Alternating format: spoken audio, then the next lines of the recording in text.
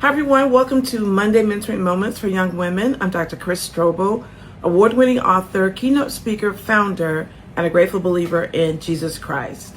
The way our society is set up, we're all placed in categories. An example of categories is race, class, and gender. The problem with these categories is it's on a hierarchy, and you have those at the top and those at the bottom. Those at the top enjoy more power, more privilege, and more property than those at the bottom. So here's an example.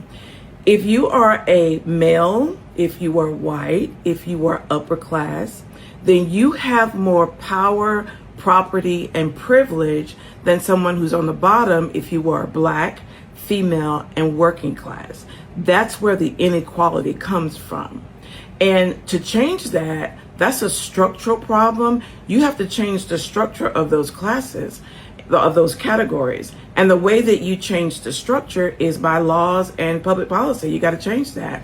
And that is why you have people working so hard to change the law as it relates to minimum wage, to increase the minimum wage, to level the playing field. This is why you have people fighting so hard for equal pay, that if you're a woman and you do the same job as a man, you should get equal pay. Currently, that's not the case. So how do you change that structural problem? You have to change the laws and public policy. And how do you do that? You do that by voting. And that is why everyone under the sound of my voice must be registered to vote. You want to vote in local, in state, and regional elections. And why? If you want minimum wage to increase, you got to vote. If you want equal pay, you got to vote. That's how these structural imbalances are going to change. That's going to take time. So what can you, a young black single mother, what can you do now in the meantime to take more control over your life?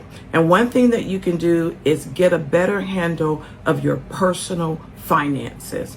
And this is what today's Monday Mentoring Moment is all about, giving you ways that you can get better control over your personal finances. So number one is you got to keep a budget. You have to have something written in terms of what you have coming in, your income, and what you have going out, your fixed expenses. Here's an example of my budget. It just needs to be a spreadsheet like this. How much do you have coming in? How much do you have going out? And I know you may say, well, you're going to keep it in your mind. You need something written, a budget. So that's step one.